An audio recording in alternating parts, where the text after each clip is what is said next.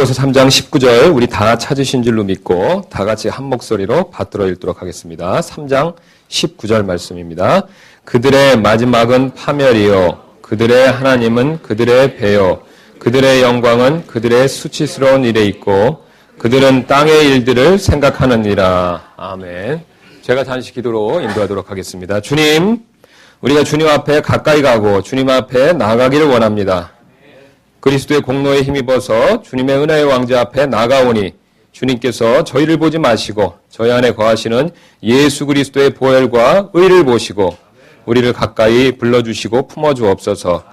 이 시간 다른 것 의지하지 아니하고 그리스도의 공로에 의에 힘입어서 우리가 주님께 나아가오는 것을 믿고 가오니 주님께서 역사하여 주옵소서. 특별히 하나님께서 자신의 영광을 말씀을 통해서 우리에게 보여주시는 것을 우리가 알고 있고 믿고 있습니다. 오늘 이 시간에도 말씀을 통해서 하나님의 어떠하신 분이신지 우리가 알 수 있도록 도와주옵소서. 그리하는 가운데 우리가 하나님께로부터 참 힘과 소망과 위로와 능력을 받아서 주 안에서 기쁘고 즐거운 복된 시간 될 수 있도록 선하게 인도하여 주옵소서. 주님께서 저에게 이 부족한 자에게 참으로 중요한 일을 맡겨주셨는데 저는 주님 앞에서 아이와 같습니다. 아무것도 아닙니다. 주의 성령께서 도와주옵소서. 깨끗게 해주시고 주의 막대기로 주의 입술로 사용하여 주옵소서. 성령께 간청하오니 성령께서 도와주옵소서. 역사하여 주옵소서. 역사해 주시고 도와주실 줄을 믿습니다. 감사드리며 모든 말씀 예수님의 존귀하신 이름으로 기도드렸습니다. 아멘. 미국의 한 기독교 전문 여론 조사 기관에 따르면 그리스도인으로서 새해에 반드시 물리쳐야 할 첫 번째 습관적인 죄악이 어떤 것입니까? 라는 질문에 대해 전체 응답자의 66%가 탐식, 곧 식탐을 꼽았다고 합니다. 사실 탐식을 우리가 죄악으로 여기기는 쉽지 않습니다. 왜냐하면 탐식은 심각한 죄라기보다는 가장 범하기 쉬운 죄이기 때문에 그렇습니다. 즉 우리가 무심코 짓기 쉬운 죄이기 때문에 죄로 쉽게 여기지 않을 수 있다는 뜻이 되겠습니다. 그러나 성경은 오늘 탐식이 바로 죄라고 엄중히 경고하고 계십니다. 오늘 본문 말씀 보니까 그 중간에 뭐라고 말씀하고 계시냐면 그들의 하나님은 뭐라고 말씀하고 계십니까? 그들의 하나님은 그들의 배요 이렇게 말씀하고 있죠. 본문은 지금 우리 앞 17절부터 이렇게 쭉 읽다 내려오시면 우리 보시면은 18절 보겠습니다. 내가 여러분 너희에게 말한 적이 있고 지금도 눈물을 흘리며 말하는 많은 사람들 곧 그들이 뭐라고 말씀하고 있습니까? 그리스도의 십자가의 원수로 걷는다. 지금 그래서 그들은 그리스도의 십자가의 원수로 걷는 사람들입니다. 근데 그들의 특징을 얘기하고 있는데 특징이 19절부터 나오기 시작합니다. 첫 번째 특징이 바로 뭐냐면 마지막은 파멸이요. 그 다음에 뭘 말씀하고 있습니까? 그들의 하나님은 그들의 배요. 이것은 바로 탐식에 대한 은유적인, 비유적인 표현입니다. 그래서 십자가의 원수로 사는 사람의 특징이 바로 뭐냐면 탐식하는 사람이라고 말씀하고 있습니다. 그러나 여러분 가운데 어떤 분은 탐식이 죄라는 말에 쉽게 동의가 되지 않으실지도 모르겠습니다. 오히려 건강하게 살기 위해서는 잘 먹어야 하지 않습니까? 라고 반문하실지도 모르겠습니다. 물론 먹는 것 자체는 죄가 결코 아닙니다. 그러나 먹는 것이 지나쳐 탐식이 되면 이것은 분명한 죄가 된다라고 오늘 주님께서 말씀하고 계십니다.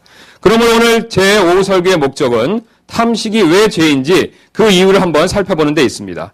탐식이 죄가 될 수밖에 없는 여러 가지 이유가 있지만 그 중에서도 가장 중요한 3가지 이유만을 한번 살펴보도록 하겠습니다. 식탐 곧 탐식이 죄가 될 수밖에 없는 첫 번째 이유는 탐식은 우리 몸을 해치기 때문에 그렇습니다.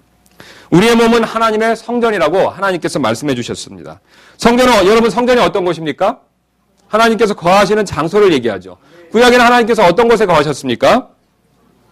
그렇죠. 건물에 거하셨죠. 건물에. 신약시대에는 어떻게 거하십니까? 주님께서. 성령을 통해서 신자 안에 거하시죠. 우리 고린도전서 3장 16절, 17절 한번 찾아보도록 하겠습니다.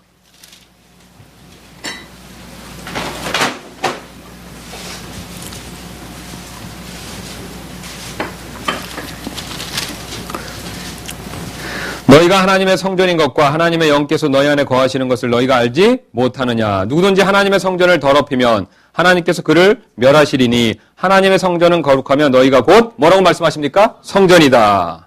그러므로 우리는 하나님의 성전인 우리의 몸을 잘 관리해야 할 의무가 있다라고 주님께서 말씀하십니다. 잘 관리하는 방법은 첫 번째로 우리의 몸을 어떻습니까? 우리의 몸이 성전이기 때문에 이제 우리 안에 성령님이 계시기 때문에 그리스도의 영이 계시기 때문에 하나님의 영께서 계시기 때문에 우리의 몸을 죄에게 드려야겠습니까? 아니면 어떻게 드려야겠습니까? 예, 하나님을 위해 드려야 되죠. 첫 번째로 우리는 우리의 몸을 죄를 짓는 도구로 사용해서는 안 된다라고 말씀하고 계십니다. 여기서 멈추는 것이 아니라 죄를 짓는 데만 사용하는 것이 아니라 이 몸을 어떻게 되겠습니까, 여러분? 의를 위해서 드려야 되겠죠. 선한 일을 위해서, 하나님의 일을 위해서 우리의 몸을 드려야 되겠죠. 즉, 이 몸을 죄 짓는 데 쓰지 말고 선을 행하는 일에 사용해야 된다라고 말씀하고 계십니다. 그런데 문제는 몸이 건강하지 못하면 어떻겠습니까? 의의 도구로 사용하기가 쉽습니까? 어렵습니까? 어려울 수밖에 없죠. 여러분 잘 경험해 보신 대로 아프면 교회에 오시기가 어렵습니다. 또 봉사하시기도요. 어렵죠. 심지어는 기도하고 성경 읽기도 어렵습니다. 그래서 신앙생활을 잘하기 위해서는 우리는 건강관리가 반드시 필요할 수밖에 없습니다. 그런데 건강관리를 위해서 가장 중요한 일 중에 하나가 바로 먹는 것을 잘 관리하는 일입니다. 먹는 것은 우리 몸의 건강관리를 위해서 아주 중요한 일입니다. 그래서 골고루 잘 먹는 것이 아주 필요하다는 것을 우리가 이미 익히 잘 알고 있습니다. 그러나 골고루 잘 먹는 것이 오히려 지나쳐서 탐식으로 흘러서는 안 된다라고 주님께서 말씀하고 계십니다. 왜냐하면 탐식은 정반대로 우리의 몸의 건강을 해치고 약화시키고 나쁘게 만들기 때문에 그렇습니다.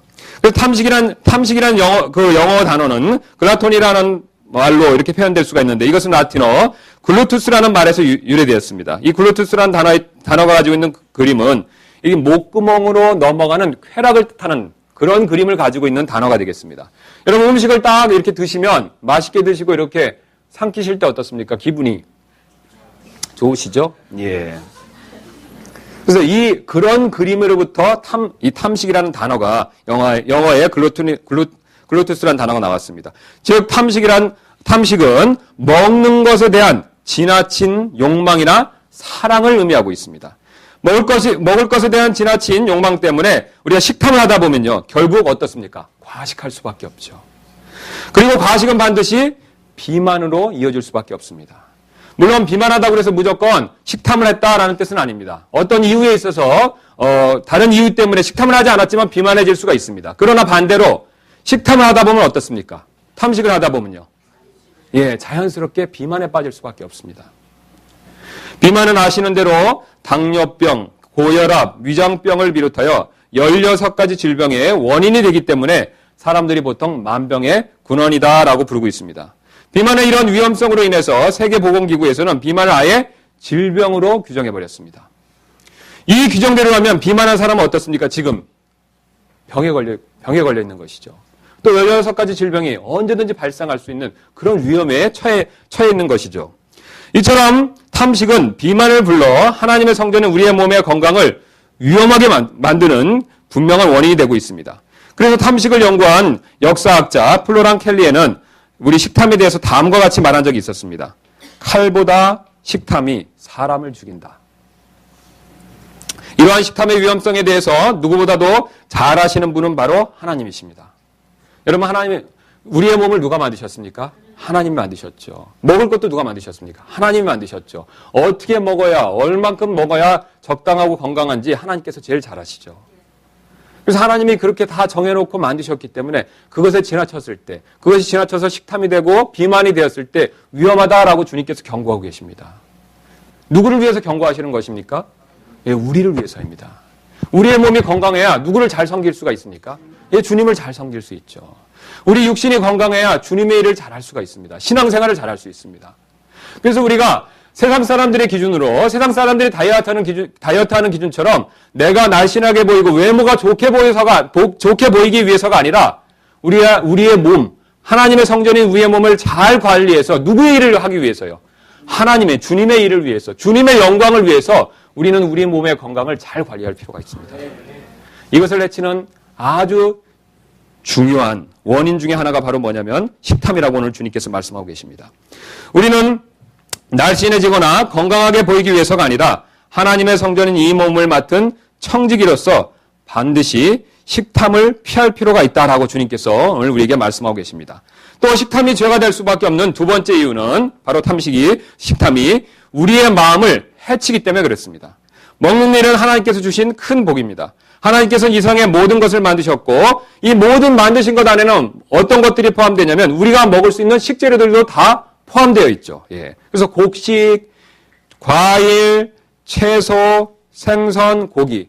여러분 이게 다 누가 만들어 주신 것입니까? 하나님께서 만들어 주셨죠. 누구를 위해서 주셨습니까? 우리를 위해서 주셨죠. 하나님께서 우리를 위해 주셨습니다. 게다가 더 놀라운 사실이 있습니다. 하나님께서 우리가 음식을 맛있게 먹을 수 있도록 요리할 수 있는 능력까지도 주셨습니다. 여러분 이 사실 믿으십니까? 하나님께서는 재료만 주신 것이 아니라 이 음식을요 맛있게 해 먹을 수 있는 요리할 수 있는 재능과 재주와 능력까지도 주셨습니다. 그래서 하나님께서 만드신 모든 생물이 다 먹을 것을 먹지만 유독 누구만 요리해서 먹습니까? 예, 사람만 요리해서 먹죠. 하나님께서 보너스로 사람에게 요리할 수 있는 능력까지도 주신 것입니다. 그러므로 우리는 먹을 때마다 누구에게 감사할 수밖에 없겠습니까? 하나님께 감사할 수밖에 없습니다.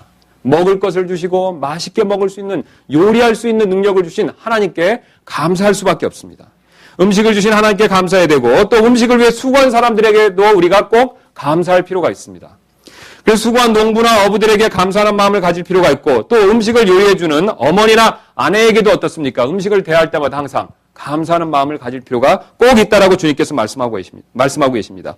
이처럼 감사하는 마음은 우리가 음식을 대할 때마다 꼭 필요한 마음이다라고 주님께서 말씀하시는데 그러나 우리가 식탐에 빠지면 감사하는 마음을 오히려 둔하게 된다. 둔하게 식탐이 우리의 감사하는 마음을 둔하게 만든다라고 주님께서 말씀하고 계십니다.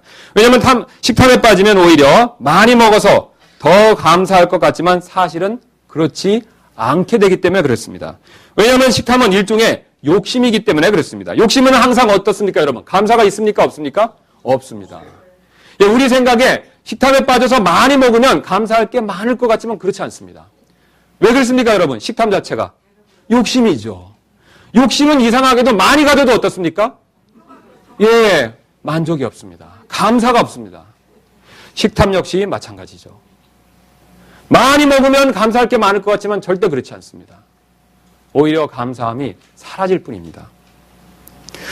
쉬운 예로 여러분이 식사 전 감사 기도를 어떤 때 주로 잊고 안 하시는지를 한번 생각해 보실 필요가 있습니다. 여러분 대개 어떤 때이시죠? 배가 적당히 고프거나 아니면 좋아하는 음식이 보통으로 좋아하는 음식이 놓여있을 때는 우리는 대부분 감사하는 기도를 잊지 않고 잘합니다. 그렇죠 여러분? 근데 배가 너무 고파서 식탐이 막 몰려오거나 또는 앞에 내가 좋아하는 음식이 산의 진미가 가득 있으면 어떻습니까? 예, 기도보다 이 손이 기도하는 자세보다 어디로 가? 음식에 먼저 가죠. 여러분 왜 이런 현상이 발생합니까? 식탐은 욕심이고 욕심은 감사하는 마음을 잊게 만들기 때문에 그렇습니다. 그러므로 식탐에 빠지면 오히려 감사하지 못하게 된다라고 주님께서 말씀하고 계십니다. 그래서 하나님과 수고한 사람들에게 감사하는 마음이 별로 없어진다라고 경고하고 계십니다. 인터넷에 올라온 식탐에 관련된 어떤 분의 한 사연을 하나 읽어드리도록 하겠습니다. 어떤 분이 쓰신 개인적인 사연이 되겠습니다. 저는 결혼한 지 3개월 된 새댁입니다. 연애할 때 남편이 잘 먹는 편이었지 식탐이 있다는 것을 몰랐습니다. 남편은 시아주버님과 도련님까지 삼형제입니다. 진짜 인간적으로 이런 표현밖에 안 나와서 죄송합니다. 너무 처먹어댑니다. 먹는 것을 보면 사람이 아닌 것 같습니다. 삼형제가 삼겹살 23인분 먹는 것을 봤습니다. 김밥을 40줄 싸면 40줄이 3명 입에 다 들어갑니다. 잡채를 김장할 때 쓰는 고무다라 해도 하루를 넘기지 못합니다. 저랑 형님이랑 힘들게 만들어도 저희는 먹을 거 구경 못하는 일도 있었습니다. 심지어는 시어머님도 못 먹으실 때도 있었습니다. 여러분 탐식은 이처럼 식탐은 감사할 줄 모르게 만들기 때문에 무섭다는 사실을 우리가 꼭 기억할 필요가 있습니다. 게다가 식탐은 잘못된 식사 습관을 가져올 수가 있습니다. 식탐은 대상이 넓고 많아지면 일명 우리가 물불 안 가리고 먹는 잡식성이라고 부르는 식사 습관이 생길 수가 있습니다. 우리가 탐하는 것이 많아지면 어떻습니까? 먹는 것도 많아지죠. 예. 이 식탐하는 것이 대상이 많아지면 아무거나 먹게 돼 있습니다. 그러다 보니까 어떻습니까, 여러분? 혐오식품도 먹게 되죠. 여러분 주변에 그렇게 혐오식품 먹는 분, 드시는 분 보신 적 있으시죠? 예. 이건 역시 탐식의, 바로 식탐의 한 모습일 수밖에 없습니다. 또한 탐하는 것이 좁아져서 치우치면요, 일명 편식의 식사 습관이 생길 수밖에 없습니다. 그러니까 우리가 이제 탐하는 것이 어떻습니까? 이렇게 좁아지면서 하나의 한쪽으로 이렇게 쏠릴 수가 있죠. 이렇게 되면 어떤 식사 습관이 발생합니까? 편식이 생기죠. 편식 역시 식탐이다라고 주님께서 경고하고 계십니다. 여러분 왜 그렇습니까? 편식하면요, 몸이 건강해질 수가 없죠. 예. 몸이 건강해질 수가 없기 때문에 그건 역시 식탐의 한 종류다라고 경고하고 계십니다. 또 탐하는 것이 이번에는 질적으로, 양적으로 말고 질적으로 높아지면, 고급스러워지면 일명 식도락이나 미식의 식사 습관이 생길 수가 있습니다. 이건 역시 식탐의 일종으로 허영과 사치에 빠지게 만들어줄 뿐이라고 주님께서 경고하고 계십니다. 어떤 미식가의 고백을 한번 들어보도록 하겠습니다. 보리새우를 먹을 때 사람들은 머리부터 잘라내고 껍데기를 벗깁니다. 하지만 난 껍데기부터 벗겨서 먹습니다. 최대한 생명이 붙어있게 말입니다. 그래야 이로 씹을 때 음칠거리는 수축과 근육 경련이 이에 전해지기 때문에 그렇습니다. 보리새우의 쫄깃함과 단맛도 좋지만 난 이에 전해지는 그 느낌이 보리새우의 미각 1번지라고 느끼고 있습니다. 꼭 이렇게까지 먹어야 하는가라는 생각이 들지 않습니까, 여러분? 바로 식탐 때문에 사람의 마음이 강팍해진 예라고 할 수가 있습니다. 저도 한번 이 산낙지 연포탕을 먹어본 적이 있는데, 여러분 혹시 드셔보신 적 있으신가요? 예, 산낙지 연포탕. 낙지 산 걸 어떻습니까? 이렇게 끓이는 거죠. 예. 그래서 이렇게 그 요리하시는 분이 산낙지를 이렇게 잡아서 이렇게 넣으시는데, 낙지가 참 괴로워하는 모습을 볼 수가 있었습니다. 예. 낙지는 원래 어디 사는 생물이죠? 물속이죠. 근데 물 밖에 나와 있습니다. 그리고 불이라는 것을 경험해 본 적이 있었을까요? 없었죠. 예. 물 밖에 나와서 지금 어디로 들어가고 있습니까? 불 속으로. 예. 얼마나 괴롭겠습니까? 예. 그 넣고 살겠다고 나오는데 어떻습니까? 뚜껑을 탁 닫죠. 예. 그래서 제가 그걸 먹으면서 좀 그래도 하나님께서 만드신 생명이라 미안하다는 마음이 좀 든 적이 있었는데, 그러나 여러분 어떻습니까? 식도락이나 이런 미식에 빠져들면 식탐에 깊게 빠지게 되므로 오히려 미안한 마음이 전혀 없어진다는 것을 우리가 경험적으로 이미 잘 알고 있습니다. 이처럼 식탐은 우리의 마음을 강팍하고 둔하게 만드는 죄이기 때문에 우리가 반드시 조심할 필요가 있다라고 주님께서 말씀하고 계십니다. 또한 우리가 이제 마지막으로 식탐이 죄가 될 수밖에 없는 마지막 이유는 바로 식탐은 우리의 영을 해치기 때문에 그렇습니다. 먹는 일은 분명 중요한 일입니다. 여러분 이 사실 믿으시죠? 예, 왜 중요한 일입니까? 예, 생명을 주시고 누가 우리에게 주신 복이기 때문에 그렇습니까? 하나님께서 주신 것이죠. 사람은 그래서 먹지 않고 살 수가 없죠. 당장 여기 있는 물 먹지 않으면 어떻게 되겠습니까? 일주일 안에 죽습니다. 이처럼 먹는 일은 상당히 정말 중요한 일인데, 그런데 이처럼 중요한 일이 되는 먹는 일이 식탐이 되어버리면 식탐 자체로서 문제가 끝나는 것이 절대로 아닙니다. 바로 식탐의 문제는 다른 문제를 일으킬 수밖에 없다라고 주님께서 경고하고 계십니다. 식탐 자체에서 끝나는 것이 아니라 다른 문제로 번져갈 수밖에 없다는 뜻이 되겠습니다. 여러분 왜 그렇습니까? 먹는 것이 중요한 일이기 때문에 그렇죠. 여러분 중요한 것이 잘못되면 어떻습니까? 파급 효과가 크죠. 예. 근데 이 먹는 일이 식탐에 빠져서 잘못되면 이것에 미치는 영향도 어떻겠습니까? 클 수밖에 없죠. 그래서 바로 식탐은 그 자체로 끝나는 것이 아니라 다른 문제로 이어질 수밖에 없습니다. 특별히 이 식탐은 반드시 다른 죄로 이어질 수가 있는데, 바로 대표적인 죄가 바로 정욕의 죄가 되겠습니다. 사람들은 대개 배가 고플 때는 성적인 죄를 짓지 않습니다. 왜냐하면 식욕이 성욕보다는 우선하기 때문에 그렇습니다. 여러분 경험해 본 적 있으시죠? 사람의 생존 욕구가 여러 가지가 있는데 가장 중요한 것은 식욕입니다. 식욕이 충족된 다음에야 그 다음 욕구로 올망하죠. 그래서 성경은 욕구를 불 같다라고 표현한 적이 있습니다.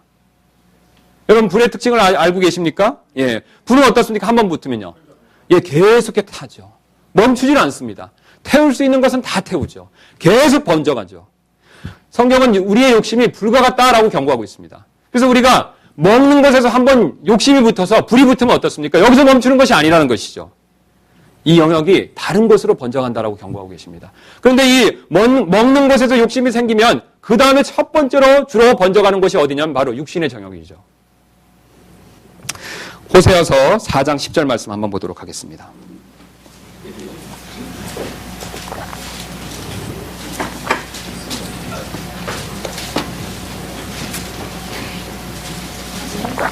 호세아서 4장 10절입니다. 그들이 주에게 주의를 기울이는 일에서 떠났으므로 먹어도 족하지 아니하고 행음에도 늘지 아니하리라. 여기 잘 보시면 먹는 것과 간음하는 죄와 어떻게 말씀하고 계십니까? 둘이 같은 동시에 말씀하고 계시죠. 둘이 서로 연관이 있음을 주님께서 보여주고 계십니다. 그 다음에 11절에도 똑같습니다. 행음과 포도주와 새 포도즙이 마음을 빼앗아간다. 그래서 우리가 하나님께서 지금 식욕과 성욕이 일정한 관계가 있는 것을 보여주고 계십니다.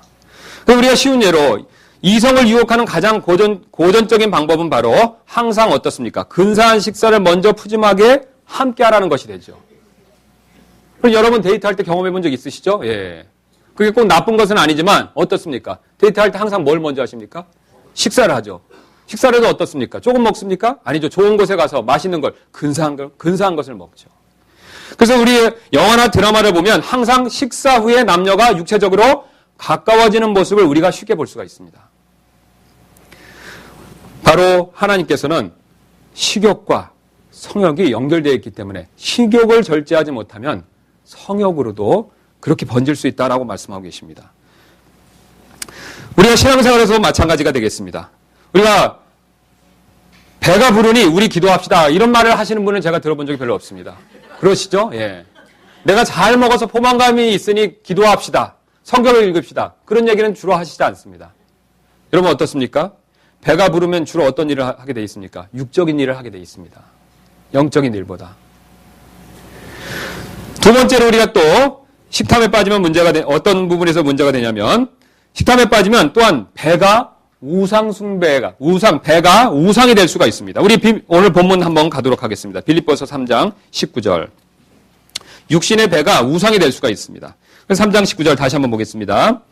그들의 하나님은 뭐라고 말씀하고 계십니까? 그들의 배요. 하나님이 누구라고 말씀하고 있습니까? 배라는 거죠. 누구를 섬긴다는 뜻이 되겠습니까? 배를 섬긴다는 거죠. 먹을 것을 섬긴다는 것이죠. 자신의 정욕에, 그러니까 자신의 식욕에 이끌려서 무엇을 섬긴다는 뜻이 되겠습니까? 예, 배를 섬긴다는 거죠. 먹을 것을 섬긴다는 것이죠. 그래서 우리 고린도전서 6장 13절 사도 바울이 또 한 번 경고한 적이 있는데 전서 6장 13절 보겠습니다. 6장 13절.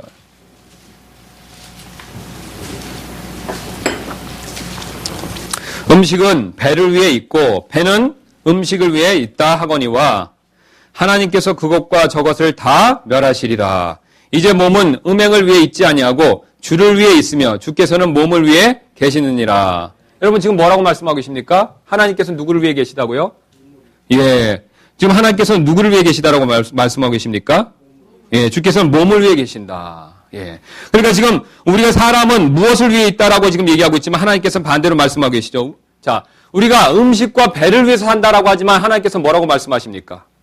예. 주님을 위해서, 이 몸도 주님을 위해서 있어야 된다라고 말씀하고 계시죠.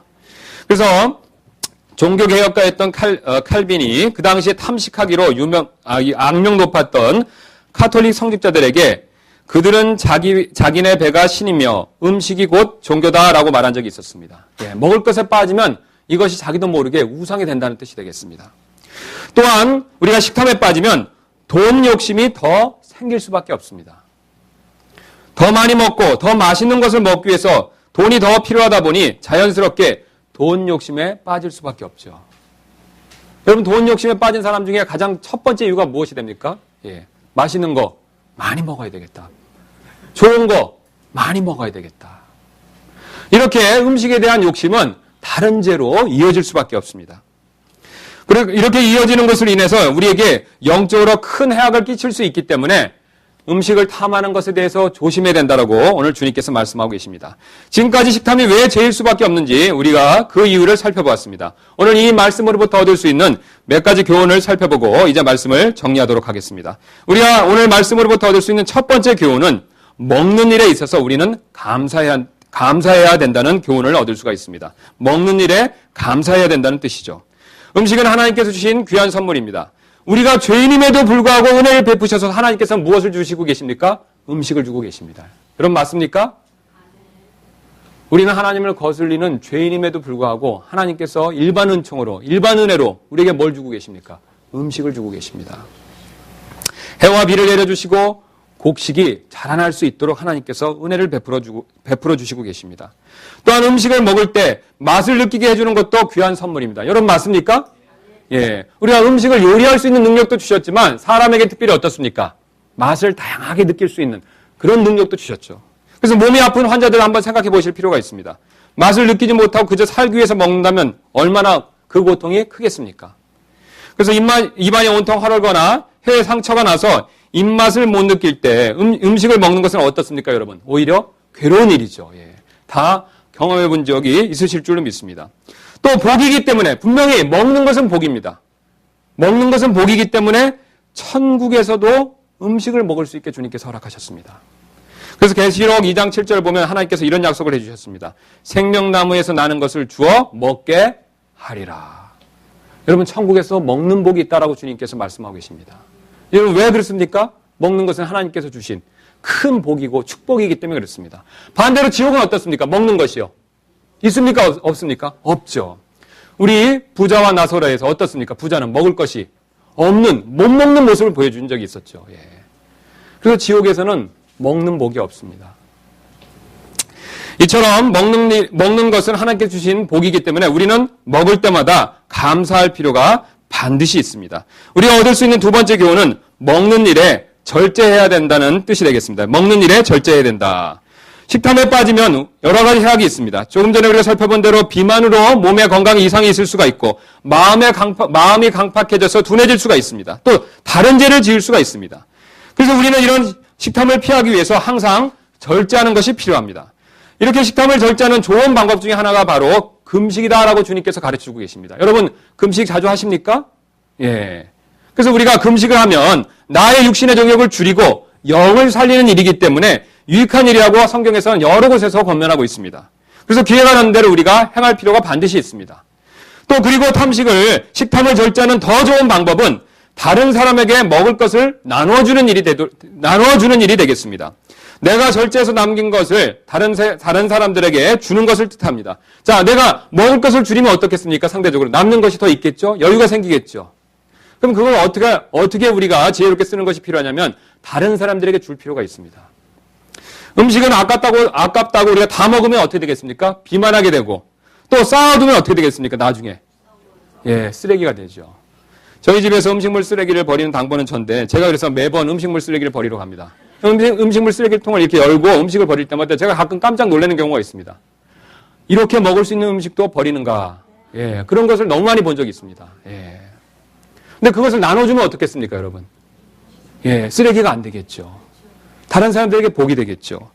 나누어주면 제가 남는 것을 나누어주면 나는 낭비를 피할 수 있고, 다른 사람은 뭘 피할 수가 있습니까? 부족함을 피할 수가 있겠죠. 영국의 한 연구협회의 조사에 따르면 전 세계에서 생산되는 연간 40억 톤의 식량 중 30 내지 50%가 낭비된다고 합니다. 예. 40억 톤의 30에서 50%. 크게는 반 정도가 쓰레기로 버린다는 뜻이 되겠습니다. 이 낭비되는 식량은 세계에서 기아에 허덕이는 8억의 인구를 충분히 먹일 수 있는 양이라고 합니다. 세계 식량은 낭비가 없으면 부족이 없다는 뜻이 되겠죠.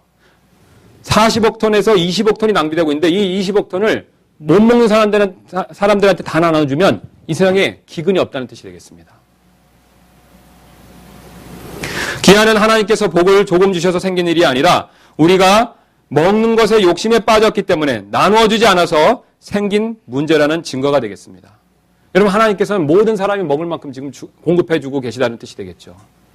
근데 문제는 누구에게 있습니까? 하나님께 있는 것이 아니라 우리에게 있죠. 우리가 너무 많이 가지고 너무 욕심을 부리다 보니까 어떻습니까? 나눠주지 못해서 그것은 일부에서는 나눠주지 못하는 것을 썩어서 버리고 일부에서는 어떻습니까? 못 먹어서 문제가 되는 것이죠. 우리 개인도 마찬가지가 되겠습니다. 냉장고나 선반에 쌓아두다가 썩어서 버리는 음식이 얼마나 많은지 한번 생각해 볼 필요가 있습니다. 그 음식 상당히 소중하고 귀한 것입니다. 내가 돈을 벌어서 내가 일을 해서 얻은 것이 아니라 그것도 맞지만 그 전에 누가 주신 선물입니까, 여러분? 하나님이 주신 것이죠. 하나님이 주신 것입니다. 하나님이 주신 것이기 때문에 소중한 것이죠. 내 생명을 위해서 아주 하나님께서 주신 귀한 선물이죠. 근데 그 귀한 선물을 내가 욕심이 붙들고 있다가 못 먹어서 쓰레기통에 버린다면 하나님 앞에 얼마나 부끄러운 일이 되겠습니까? 욕심 부리다가 결국 버리지 말고 주변 사람들에게 나누어 줄 필요가 반드시 있다라고 주님께서 말씀하고 계십니다. 이렇게 나누어 줄 때 우리는 식탐을 버릴 수 있을 뿐만 아니라 하늘의 상급도 얻을 수 있다라고 주님께서 말씀하고 계십니다. 여러분 구제했을 때 하나님께서 상 주시는 것을 믿으십니까? 예. 돈을 주시는 것뿐만 아니라 도와주시는 것뿐만 아니라 음식을 나눠 주실 수도 있습니다. 필요한 사람들에게. 이제 우리가 얻을 수 있는 마지막 교훈은 먹는 것의 대상을 바꿀 필요가 있다는 것이 되겠습니다. 먹는 것의 대상을 우리는 바꿔야 된다. 우리가 식탐에 빠지지 않기 위해서는 육신의 양식을 절제하는 것에서만 멈춰서는 안 됩니다. 여기서 멈추면 세상의 다이어트와 차이가 없겠죠. 육신의 양식은 절제하고 오히려 영의 양식을 많이 먹어야 된다라고 주님께서 말씀하고 계십니다. 실제로 다이어트 전문가들의 조사에 따르면요, 사람들이 음식을 탐하는 이유는 배가 고파서이기도 하지만 마음의 문제인 경우가 더 많다고 합니다. 예. 즉 상담을 해보면요, 스트레스를 해소하거나 마음의 공허감을 채우기 위해서 오히려 많이 먹는 경우가 훨씬 더 많다고 합니다. 예. 경험해 본 적 있으시죠? 예. 우리가 특히 이제 우리 여자분들이 그런 경향이 많다고 합니다. 예. 스트레스나 마음의 이 공허감 같은 것이 있다면 그걸 먹는 것을 푼다는 것이죠. 예. 마음의 문제라는 것이죠. 진짜 배가 고파서 지금 그런 문제가 아니라 그런 문제도 있지만 실제로 그런 문제보다는 마음의 문제라는 것이죠. 마음이 허기졌으니까 육신의 양식으로 채우다 보니까 무엇에 빠지기 쉽습니까? 예, 음식을 탐하는 그런 식탐에 빠질 수가 있다는 것이죠. 그러나 주님께서는 더 좋은 방법을 말씀해 주고 계십니다. 마음이 배고파서 마음이 허해서 어떤 것에 먹을 것에 대한 갈증이 있다면 이 마음의 문제는 육신의 양식으로 풀지 말고 영의 양식으로 풀어라라고 주님께서 말씀하고 계십니다. 그래서 즉 하나님의 말씀을 먹는 것으로 풀어라라고 말씀하고 계시죠. 그래서 이사야는 이렇게 제안한 적이 있습니다. 오 목마른 모든 자들아, 너희는 물로 나오라. 돈 없는 자도 오라. 너희는 와서 사 먹되 참으로 와서 돈도 내지 말고 값도 치르지 말며 포도즙과 젖을 사라. 너희가 어찌하여 빵이 하는 것을 위해 돈을 허비하느냐? 또 배부르게 하지 못할 것을 위해 수고하느냐? 내 말에 부지런히 귀를 기울일지어다. 그리하면 너희가 좋은 것을 먹으며 너희 혼이 기름진 것으로 인하여 기뻐하리라. 음식에서 충족되지 않는 것을 무엇을 먹고 마심으로 충족하라고 말씀하고 계십니까? 예, 내 말을 들음으로 하나님 말씀, 이 영의 양식을 먹음으로 마음에 허기진 것을 해결하라고 말씀하고 계십니다. 또 다윗도 이렇게 권고한 적이 있습니다. 오 주께서 선하신 것을 맛보고 알지어다. 음식을 먹어서라고 말씀하고 있지 않습니다. 뭐라고 말씀하고 계십니까? 하나님 말씀을 통해서 알게 된 주님의 선하심을 맛보고 알지어다. 그것을 통해서 마음에 공허함을 채우라고 말씀하고 계십니다. 베드로도 이렇게 권면한 적이 있습니다. 새로 태어난 아기들로서 말씀의 순수한 젖을 사모하라. 끝으로 예수님께서 이렇게 말씀하신 적이 있습니다. 내가 곧 생명의 빵이니 내게 오는 자는 결코 줄이지 아니할 것이요 나를 믿는 자는 결코 목마르지 아니하리라. 여러분 이 사실을 믿으십니까? 예. 지금까지 오늘 본문으로부터 얻을 수 있는 교훈을 살펴보았습니다. 이제 마지막으로 한 가지 예화를 읽어드리고 말씀을 마치도록 하겠습니다. 14세기 현재 벨기에에 해당되는 곳에 레이몬드 3세라는 군주가 살고 있었습니다. 그의 친동생이 반란을 일으켜 정권을 잡았는데 동생은 차마 형을 죽일 수가 없어서 문이 작게 설계된 특별한 감방에 가두어 두게 되었다고 합니다. 예, 그래서 형이 왕인데 동생이 쿠데타를 일으킨 거죠. 반란을 일으킨 거죠. 그래서 왕이 됐습니다. 근데 왕이 돼서 형을 죽일 수도 있지만 차마 죽이진 못하고 그 형을 감옥에 가뒀는데 그 감옥은 특별한 감옥이었다고 합니다. 그 어떤 감옥이었냐면 그 감옥은 창살이나 단단한 자물쇠가 없었습니다. 단지 왜소한 크기의 사람만이 간신히 빠져나올 수 있는 작은 열린 문이 있었을 뿐이었습니다. 그러나 레이몬드 3세는 본래 식성이 좋아 뚱뚱한 사람이라 그 몸집으로는 도저히 빠져나올 수가 없었습니다. 빠져나오기 위해서는 정상인 만큼으로 체중을 줄여야 했습니다. 동생은 형이 빠져나올 수 있다면 그날로부터 자유를 주겠다고까지 약속했습니다. 그러나 이 간방에는 날마다 맛있는 음식들이 공급되었습니다. 레몬드 3세는 음식들을 먹지 않는다면 틀림없이 배가 들어가 자유의 문을 통과할 수가 있었을 것입니다. 그러나 그는 오히려 점점 더 뚱뚱해졌고 결국 나올 수가 없었습니다. 그는 철장의 포로가 아니라 식욕의 포로였다는 것을 여러분 기억하실 필요가 있습니다. 이 이야기는 비단 이 왕에게만 해당되는 것은 아닙니다. 우리 역시 식탐의 포로가 된 사람이 아닌지 생각해 볼 필요가 반드시 있습니다.